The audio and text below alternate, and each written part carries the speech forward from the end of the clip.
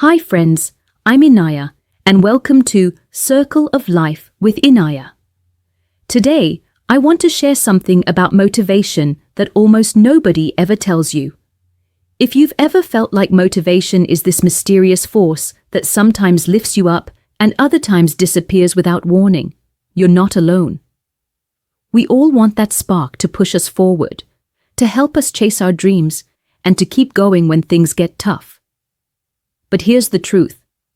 Motivation isn't what you think it is. It's not a constant, reliable power source inside you. Instead, motivation is unpredictable, fleeting, and often unreliable. And understanding this can completely change how you approach your goals and daily life.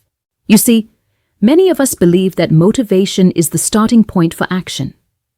We tell ourselves, I'll start when I feel motivated, or I need to wait until I'm inspired. But that's like waiting for the perfect weather to go outside and never stepping out because the sky looks a bit cloudy. Motivation doesn't usually come first. It often comes after you start moving. This flips the whole idea of motivation on its head. Instead of waiting for motivation to appear, the best way to get motivated is to take action, even if you don't feel like it. Action creates motivation, not the other way around. Let me tell you a story to make this clearer. A friend of mine wanted to start exercising.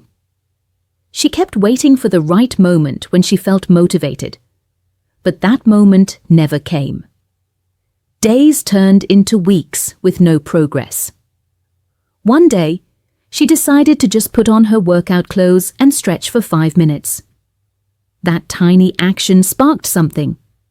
The next day, she stretched for 10 minutes, and soon she was going to the gym regularly. Her motivation grew because she acted first, and motivation followed. This shows how small steps can lead to big changes. So how can you use this truth in your own life? The first thing I want to share is what I call the 2-minute rule. When you want to start something new or get back on track, commit to doing it for just 2 minutes. Whether it's writing, cleaning, studying, or making a phone call, those 2 minutes break the initial resistance. Starting is often the hardest part, and by making it so easy to begin, you lower the barrier that stops you. Once you start, you'll often find it easier to keep going. This simple trick helps you overcome the feeling of, I don't want to do this, and replaces it with, okay, I've started, so let me see where this goes. Another important piece of the puzzle is focusing on habits rather than motivation. Habits are like the autopilot system of your brain. When something becomes a habit, you don't need to feel motivated to do it. You just do it because it's part of your routine. Think about brushing your teeth. You don't wait to feel motivated to brush your teeth every morning. It's automatic. When you build habits around your goals, you reduce the need to rely on motivation, which we already know is unpredictable. Designing your environment and schedule to support these habits makes it easier to stay consistent. For example, if you want to read more, keep a book on your bedside table so it's the first thing you see in the morning or before bed. Now I know what you might be thinking. Inaya, sometimes even starting feels impossible. What if I try and fail or just feel worse? That's a real concern. Pushing yourself too hard when motivation is low can lead to burnout or frustration. The key here is balance and self-compassion.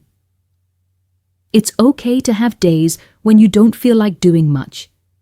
Instead of beating yourself up, acknowledge those feelings and remind yourself that progress isn't about perfection. Small, consistent steps, even if they seem tiny, add up over time. If you feel overwhelmed, take a break, but don't give up entirely. Remember, motivation will come and go, but your commitment to yourself can stay steady. Another angle to motivation that many overlook is the role of purpose and mindset. Motivation isn't just about feeling excited or passionate all the time. Real motivation often comes from commitment and connecting your actions to a deeper reason. When you understand why you want to do something, whether it's for your health, your family, your dreams, or your peace of mind, it becomes easier to push through moments when motivation is low. So take a moment to reflect on what really matters to you. This connection to purpose can be a powerful anchor that keeps you moving forward, even when the initial excitement fades. Let's imagine a scenario. You want to learn a new skill, like playing an instrument or coding. At first, you're excited, but soon the challenge feels tough, and motivation dips. If you wait for motivation to come back, you might never pick up the guitar again. But if you commit to practicing for just 2 minutes a day, you create a habit. Over time, those 2 minutes turn into 10, then 30, and your skills grow.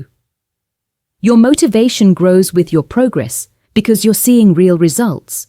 This cycle of action leading to motivation is how lasting change happens. Before I wrap up, I want to remind you that motivation is not a constant companion, and that's perfectly normal. It's natural for motivation to ebb and flow. The secret is not to wait for it, but to build a system around your goals that doesn't depend on motivation alone. By starting small, building habits, connecting to your purpose, and being kind to yourself on tough days, you create a sustainable path forward. You become someone who acts despite the ups and downs of motivation, and that's where true growth happens. So here's the motivation. Truth nobody ever tells you. Motivation isn't the starting line. It's the finish line that comes after you take the first step. Don't wait for motivation to show up. Create it by moving, by acting, by building habits, and by connecting your actions to what truly matters to you. Start small, be kind to yourself, and watch how your motivation grows naturally. Now, I want to hear from you. What's one small action you can take today to create your own motivation? Share it in the comments below. I love reading your stories and cheering you on. And if you found this video helpful, don't forget to subscribe to Circle of Life with Inaya for more real, practical advice to help you live your best life. Until next time, keep moving forward, and remember, you've got this.